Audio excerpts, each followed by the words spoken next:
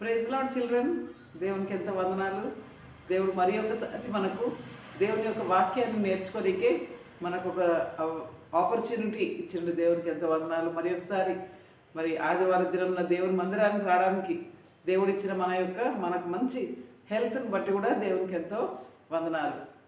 ఇది మన యొక్క ఓల్డ్ టెస్ట్మెంట్ లెసన్స్లలో లాస్ట్ లెసన్ అని మనము చెప్పొచ్చు అనమాట. కాబట్టి దేవుడు మనకి ఇన్ని సంవత్సరాలు మనకు కాపాడి మనలను ఈ విధంగా ఓల్డ్ టెస్ట్మెంట్ లెసన్స్ అన్నీ కూడా చూసుకోవడానికి చేసిన సహాయం బట్టి దేవుని స్తుతిస్తాము. నెక్స్ట్ మనము న్యూ టెస్ట్మెంట్ లెసన్స్లోనికి వెళ్దాము. దేవుడు అన్ని విషయాల్లో తోడుగా ఉండాలని మనము దేవుని ప్రార్థిస్తాము. మహాపరిశుద్ధుడైన ప్రేమగల మా పరలోకపు తండ్రి, నీకెంతో వందనాలు. నమ్మకమైన దేవా, ఎంతో నమ్మకమైన దేవుడు తండ్రి, నీకెంతో వందనాలు.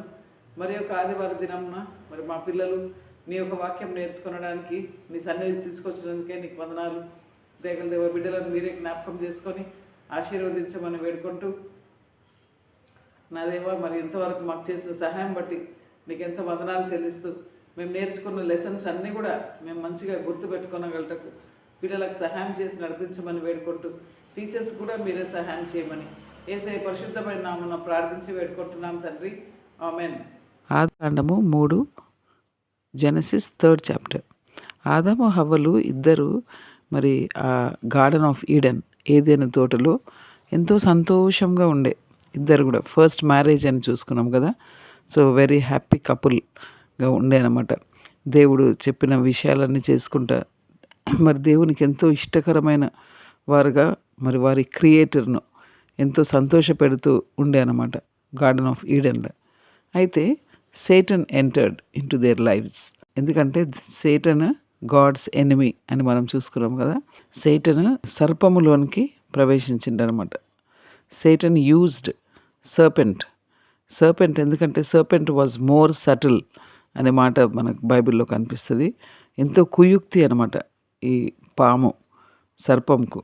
సో వాడు సేటన్ హీ యూజ్డ్ సర్పెంట్ అనమాట. సో సర్పెంట్ ఒకరోజు గార్డెన్ ఆఫ్ ఈడెన్లో హవ్వ దగ్గరకు వచ్చిండు అనమాట.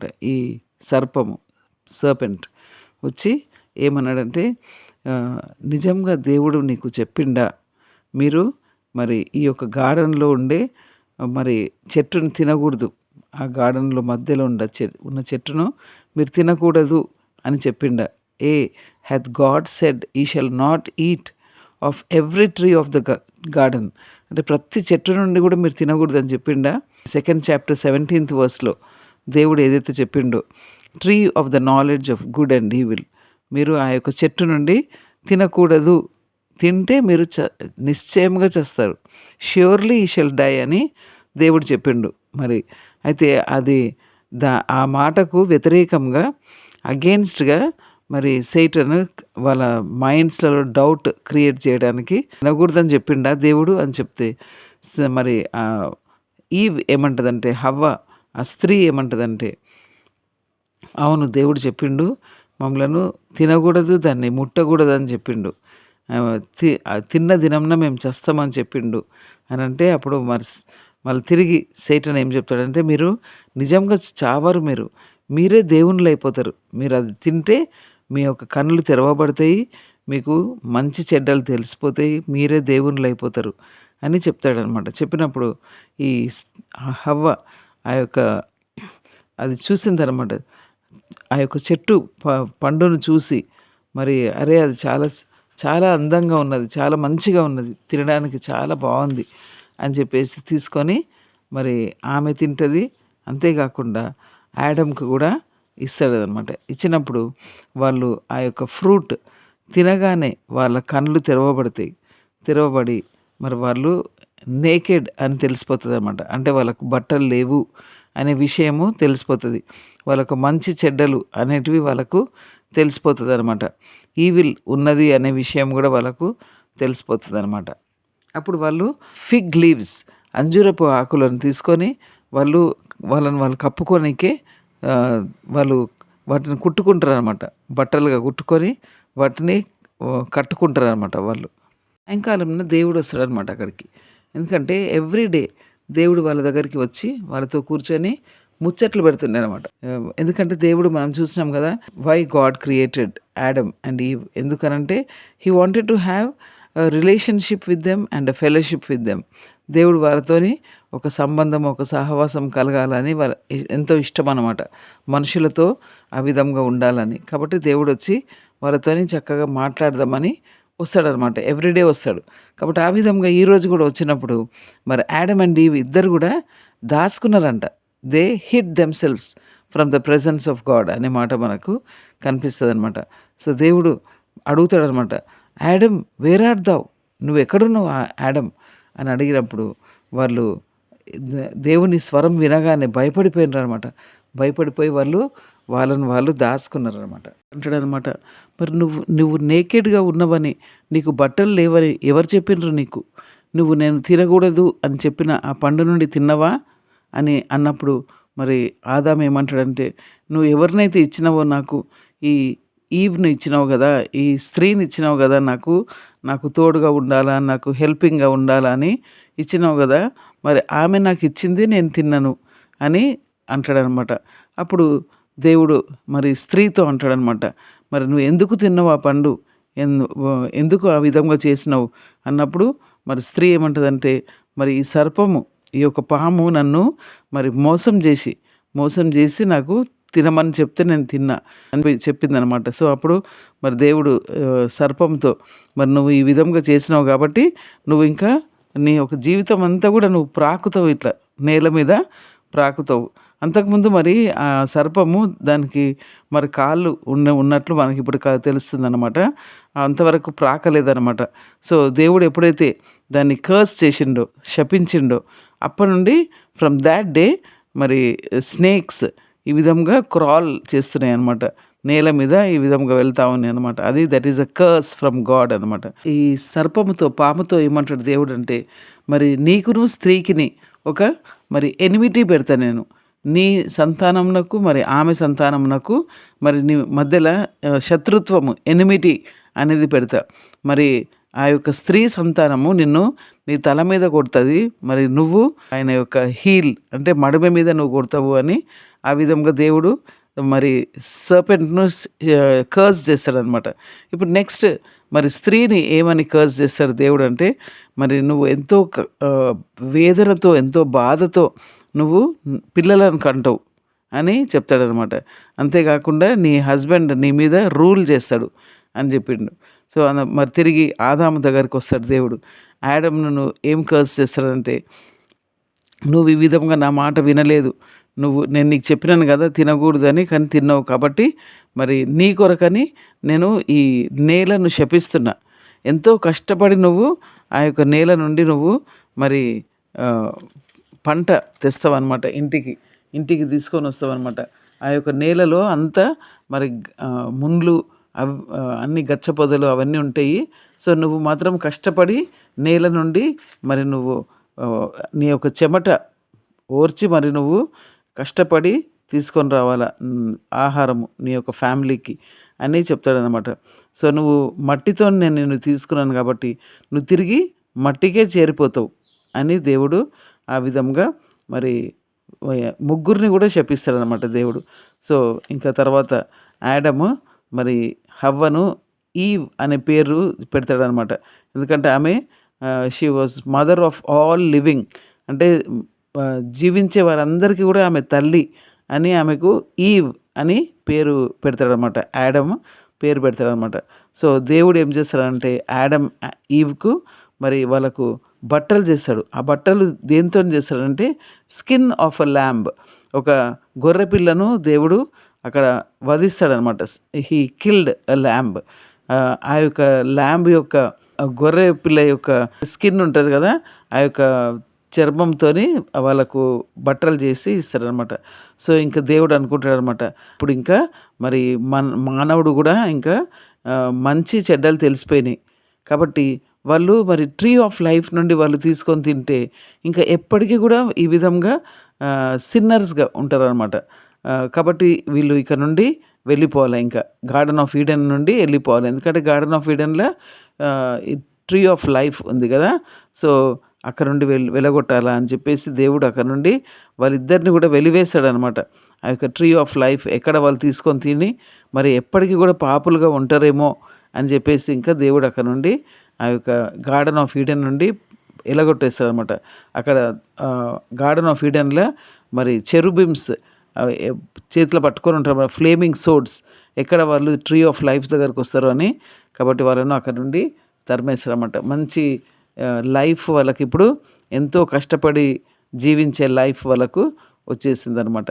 సో ఇంకా గార్డెన్ ఆఫ్ ఈడెన్ నుండి వాళ్ళు బయటికి వచ్చేసారు. సో ఫాల్ ఆఫ్ మ్యాన్ మనం చూసుకునేది ఏంది ఇప్పుడు ఈరోజు లెసన్, ఫాల్ ఆఫ్ మ్యాన్ అనమాట. మానవుడు ఏ విధంగా పాపములో పడిపోయిండు అనమాట. ఏ విధంగా దేవుడు మంచిగా ఆయనను సృష్టించి చక్కగా మరి గార్డెన్ ఆఫ్ ఈడెన్లో పెట్టి ఎంతో మంచి మరి డొమినియన్ ఓవర్ ఎవ్రీథింగ్, అన్నిటి మీద కూడా మంచి ఆధిపత్యం ఇచ్చిండు దేవుడు. కానీ అదంతా కూడా పోగొట్టుకున్నాడు. ఎందుకు? దేవుడు చెప్పిన మాట వినలేదు. సో పాపము అంటే దేవుడు చెప్పిన మాట వినకపోవడమే పాపం అన్నమాట. Disobedience is sin. కాబట్టి పిల్లలు మరి మీకు ఎవరు ఏం చెప్పినా కానీ మరి పెద్దవాళ్ళు ఏమైనా చెప్పినప్పుడు మీరు వినాల. డిజొబీడియన్స్ అనేది ఉండకూడదనమాట. యాడమ్ అండ్ ఈవ్లో డిజొబీడియన్స్తోనే సిన్ అనేది ఈ లోకంలోనికి ఎంటర్ అయిపోయిందనమాట. కాబట్టి ఈ యొక్క విషయాలు పిల్లలు అర్థం చేసుకొని మరి దేవుని యొక్క వాక్యంను నేర్చుకుంటూ మరి ఈ విధంగా పిల్లలు ఎదగాలనేది మా యొక్క ప్రార్థన.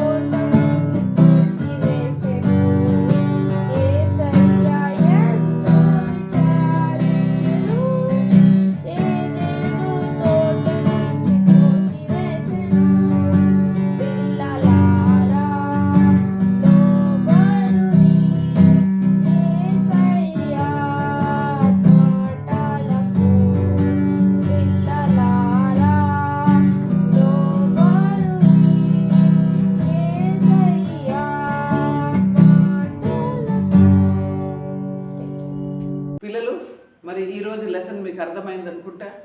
మరి మీకు పాట కూడా మీకు మరి నచ్చింది అనుకుంటా. మరి ఈరోజు లెసన్లో మనము ఒక 2 థింగ్స్ మనం చూసుకుందాం. Satan's deception and Adams disobedience. Satan's deception, Adams disobedience. Okay, ఈ 2 పాయింట్స్ మనం చూసుకుందాము. సైతాన్ ఏ విధంగా మరి సర్పం రూపంలో వచ్చి మరి ఆదాము హవ్వలను ఇద్దరిని కూడా మోసం చేసిండ్రు అని మనం చూసుకున్నాం కదా. Wrong advice, he gave wrong advice to Eve. దాన్ని టెంప్టేషన్ అంటారు అనమాట. సో మరి మనకు కూడా ఎన్నో టెంప్టేషన్స్ వస్తూ ఉంటాయి అనమాట. ఈ సైటన్ మనల్ని టెంప్ట్ చేస్తూ ఉంటాడు. మరి ఈ ఈ ఎప్పుడైతే ఆ యొక్క పండును చూసిందో it was pleasant to her eyes అనే మాట మనకు కనిపిస్తుంది. అది చూడడానికి ఎంతో ఆమెకు చక్కగా రమ్యంగా కనిపించింది అని మనము దేవుని వాక్యంలో చూడొచ్చు అనమాట. కాబట్టి మరి మనకు ఈ 5 సెన్స్ ఆర్గన్స్ ఉన్నాయి కదా. సో ఈ 5 సెన్స్ ఆర్గన్స్లలో ఐస్, ఇయర్స్. సో ఈ ఐస్ అనేది కండ్లను మరి సైతాన్ని వాడుకుంటూ ఉంటాడు అనమాట. మనం చూస్తూ ఉంటాం, లోకాన్ని చూసి దాన్ని ఆశిస్తూ ఉంటాం అనమాట. కాబట్టి మరి ఆ విధంగా మనము పాపములో పడేస్తూ ఉంటాడు. సో కాబట్టి సైతాన్ ఎంతో కుయుక్తితో ఎంతో సటిల్గా మన యొక్క జీవితాలలో మరి పాపంలోనికి పడేస్తూ ఉంటాడు. సో సేటన్స్ డిసెప్షన్ ఎంతో తీయటి మాటలతో మరి సైతాన్ను మరి హవ్వను మోసగించిండు సైతాన్. మరి అంతేకాకుండా యాడమ్స్ డిజొబీడియన్స్. సో ఆదాము హవ్వలు వాళ్ళు మర్చిపోయినారు అనమాట. దేవుడు చెప్పిండు మీరు తిన్న దినమున మీరు నిశ్చయంగా చస్తారు అని. కానీ ఇది సైటన్ wrong advice. He shall not surely die, మీరు నిజంగా చావరు అని మరి సైతాన్ చెప్పిండు కదా. సో డిసీవ్ చేసిండు అనమాట. వీళ్ళు మరి సైతాన్ మాట విని దేవుని యొక్క మాటకు డిజొబే చేసిండ్రు. వాళ్ళు దేవుని మాటను వినలేదు, అవిధేయత చూయించిండ్రు అనే విషయం మనం దేవుని వాక్యంలో చూస్తున్నాం. కాబట్టి మన పిల్లలు మన ఈ లోకమంతా కూడా సైతాను మోసం చేస్తూనే ఉన్నాడు. మరి మానవులు పడిపోతూనే ఉన్నారు పాపంలో, దేవునికి అవిధేయత చూపిస్తూనే ఉన్నారు. కాబట్టి మరి పాపం ఎక్కువైపోతుంది అన్నమాట ఈ లోకంలో. కాబట్టి మరి దేవుడు మరి చెవులను వాడుకుంటా ఉన్నాడు అనమాట. Satan uses eyes, God uses ears.